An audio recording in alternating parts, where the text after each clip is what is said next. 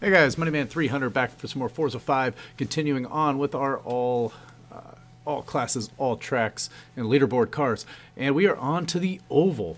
And this is the first Oval car I have built for Class D. I went on there, I didn't even have a time on this track, so I don't build a lot of Oval cars, so picked the 95 Eclipse. It looks like it does very well out here. Built this up, kind of tinkered around a little bit, and think I got a pretty good car here. So let's we're gonna do this one live. Right out there, the guy that I just picked one that's right around 100th place on the leaderboard, and this is lap 2 going into 3, 3 going into 4. Took a couple laps early for the tires to get fully warmed up. So here we go. Let's take a look here. 2 going into 3, it looks like. So get up. You see I'm a little behind. I hit the wall in the last one. This first turn is really the key one to get your turn in right. I don't know if it's going to be enough. Oh my God, that was close. And he's got me little by little here.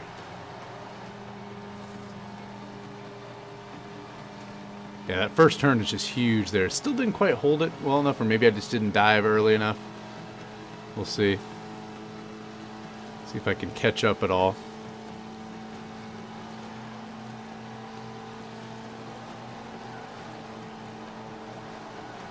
I turned in early and then minutes late. Still got through there pretty quick. I'm catching him a little bit.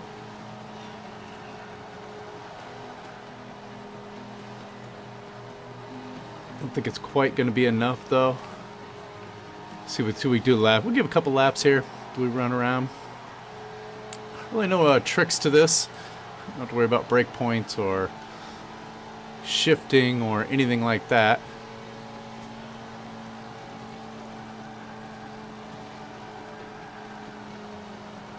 Much better that time.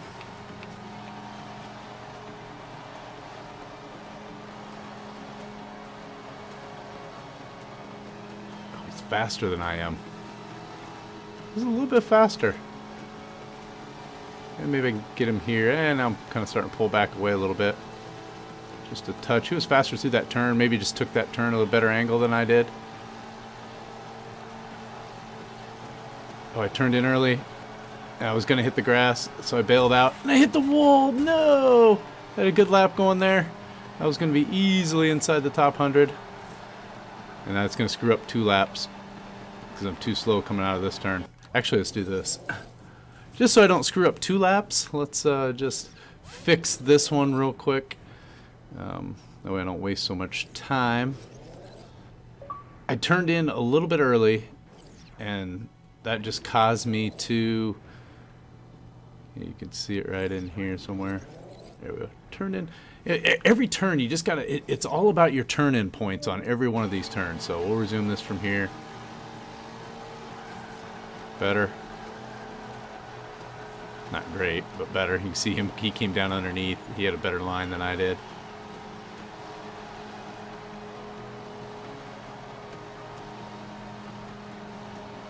Good line through that one. Not really scrubbing the tires a whole lot. You can see what we would have done in just that one turn. Just made a decent turn there. We would have been right there beating him. Yep, would have beat him.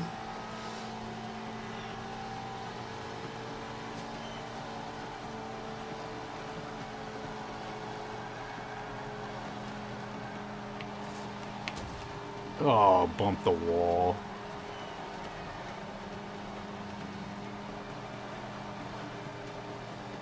Obviously lost speed on that. Just gotta get that first. Well, I hit the first turn, then I missed this one. Doesn't take much. A little scrape on the wall there. A little dirty lap. Much better on that turn this time. I want to hold over 140 mile an hour there.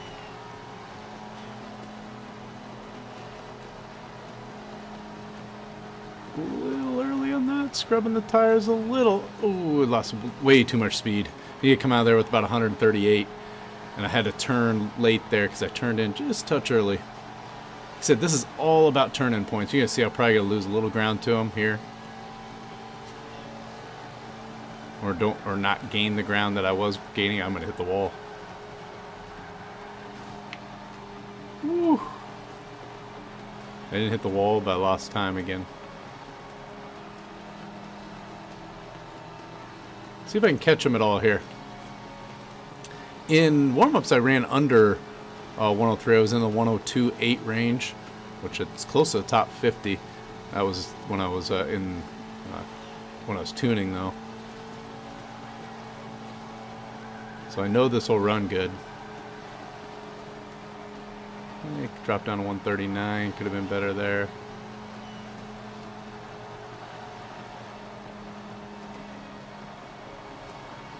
Better there, 137.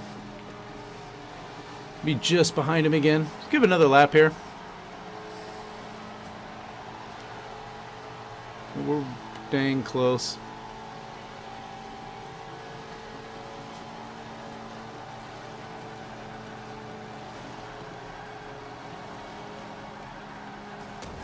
God, I thought I nailed that one. Oh, come on. I gotta rewind it here.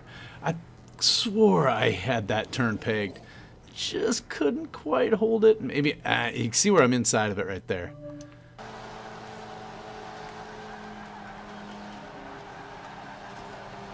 I went ahead and let off of it a couple times.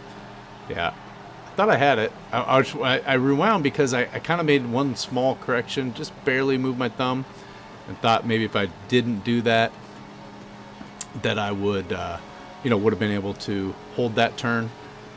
But that was not the case, so I actually had to let off. Obviously, this isn't going to be the lap.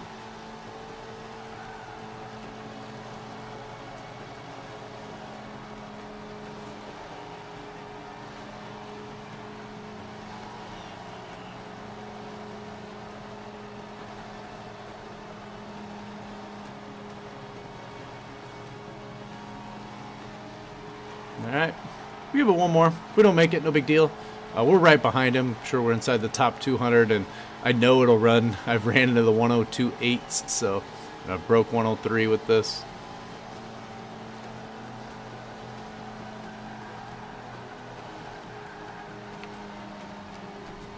Boy, held it.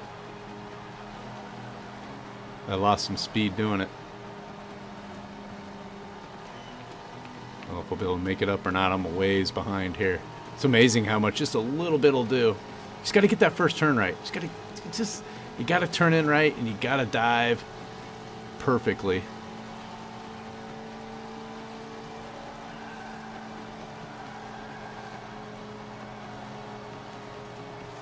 Try to do it without scrubbing the tires too much. Uh-oh, late turn in. Look how slow that is. It's amazing right there. You cannot turn that late on that one. Just lost too much time. Now I got to give it one more. Although coming through here, I'm gonna start at a little bit of a disadvantage. Just coming through here.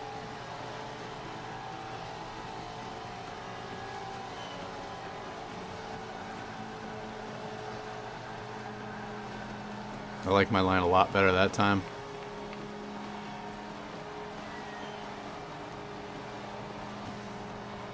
Let's just be taking him. I don't know if he came in a little faster. He just gets me right there every time.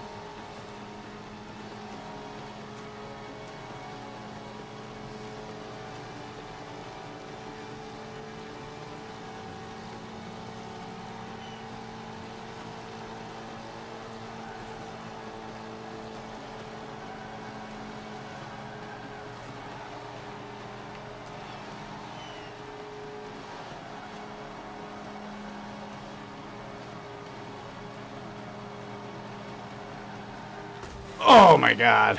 I got so close down there. That was going to be real good too. I would have came off that bottom and would have beat him to the finish line.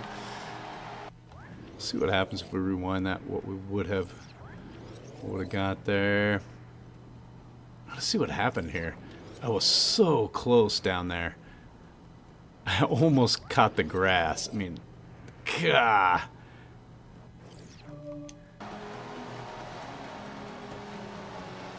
Oh, there I did catch the grass.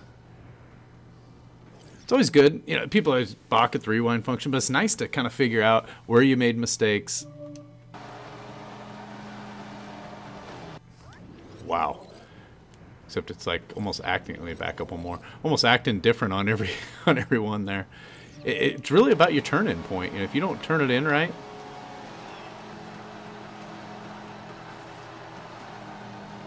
If you're late, like that's late, you see how much speed you lose when you're late there. You gotta get down, you know, right into the slot, and that's gonna. And the slot's fast. There it is. I still didn't carry very much speed through there. Maybe it didn't have enough speed coming into it, but that was better though. You can see it carry right down into the slot there. Gives me an opportunity to run one more lap, if nothing else.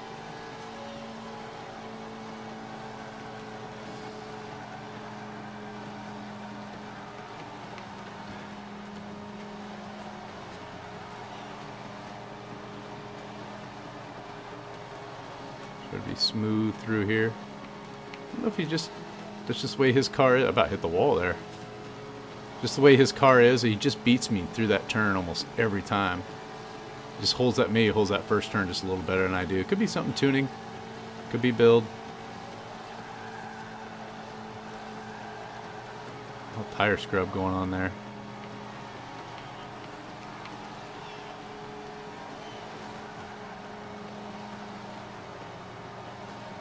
Definitely slower this time. I had that little bit of tire scrub on that last lap, or on that second last turn coming in there that didn't give me enough speed to carry in there. No, we're not bad. I mean, we're hanging in there.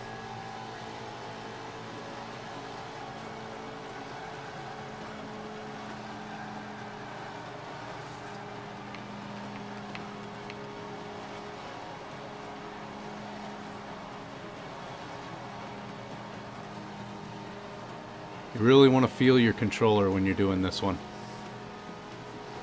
Just can't hang with them on that.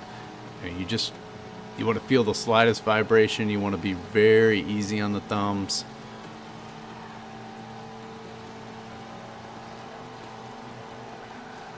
And you don't want to turn in super early like I just did there. Although it wasn't bad. I actually carried decent speed through it. And I've missed the turn. God. I hate lapping the oval. as I just wrapping off like 10 live laps.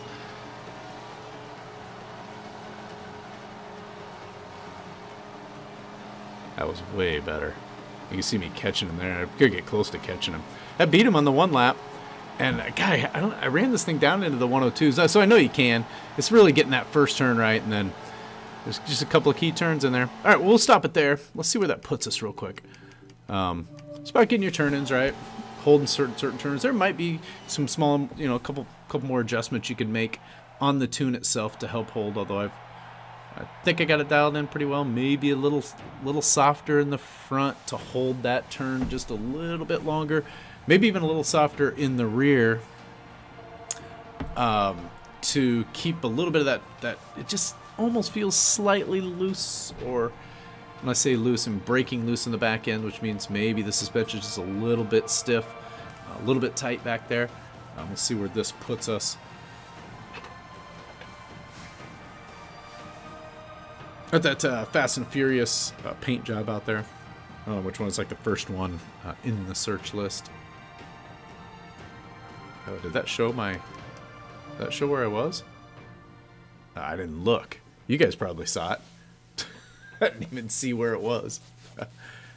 I'll look when I get to Rivals, just so I know. I don't know why I didn't. Yeah, it should have been in the bottom right-hand corner. I didn't even look at it. What did it say? It didn't look like I was very far behind him, but it's pretty packed in there. So 186th. That's okay. I could have done a lot better. I was like 102.8 something. So yeah, you can see where that puts you.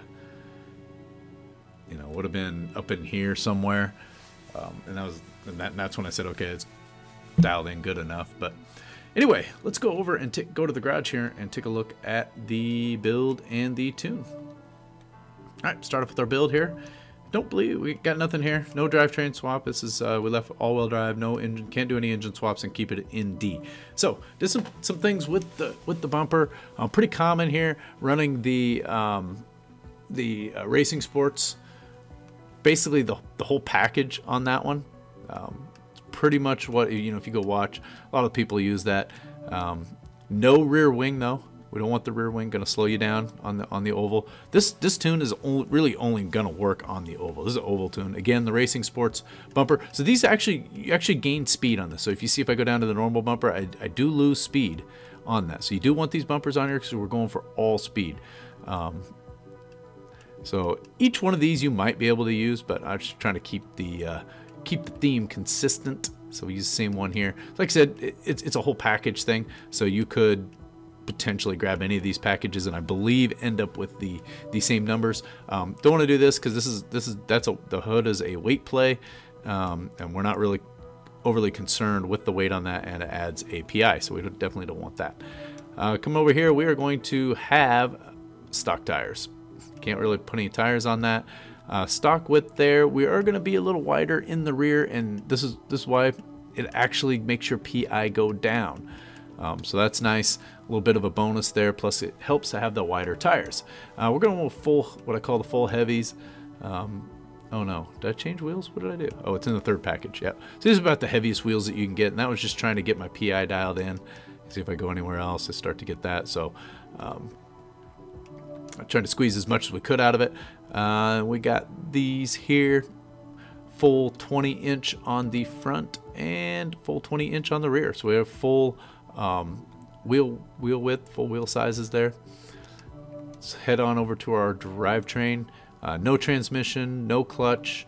Might have had one up on the driveline. That was just that was a freebie. So we took that. Probably could have taken that in the wheels too and got lighter wheels. Either way works. And then race differential. Head on over here to our brakes. And no brakes. Kind of obvious, don't really need brakes on the oval, so no reason to spend any PI on that. We are going to have the race springs and dampers. I actually tried it with the Sport, and it just didn't work. It gives you only a couple of PI back, and it doesn't, you know, what you get for it in horsepower really doesn't make up for what you lose in handling. So I did try that out. We do have the race front and rear anti-roll bars. Those are key on this build, and we also have the full chassis. This is key also to keep things together. Normally I don't put that on, but in an oval build it really does help keep the car together and get you through the turns. And can't really do any weight reduction on that. And then we'll go over to, I played around with the engine parts a lot. There's all, you know, once you go put all that stuff on, there's a lot of different combinations you can do in here. I kind of elected to go with the cams, the street cams of valves, because it lengthens you out a little bit. And I kind of like that for something with long straightaways. So if you look at your line here, you're lengthening out your power curve just a little bit, which can help you with long straightaways. I don't know how much it really did. Oh, by the way, if you want to, let's take a look at the horsepower and things. We're 233 horsepower on this, and about 3,369 pounds. Those are the most relevant things to worry about. And we're 62456374043. I just want to get to that. So you might be able to play around with this. You know, I've seen them in I've seen them up to 241. You know, if you go look at the different tunes that are available for download, I have no idea what they did to get that. I'd have to download and you know, then take the tune off and see what parts they put on there. My guess is they forego pretty much everything and, you know, springs and all that stuff just to get that 241 horsepower. And then I'm not sure how drivable that's going to be around the oval. But this is a pretty common horsepower range to get into. And I believe I have one other, and these are ones you don't normally do, right? These bad boys here, because they add weight. But because we're doing an oval tune, that's okay. You actually get pretty decent horsepower. I mean, I get 5 horsepower for 2 PI. That's really good in this range.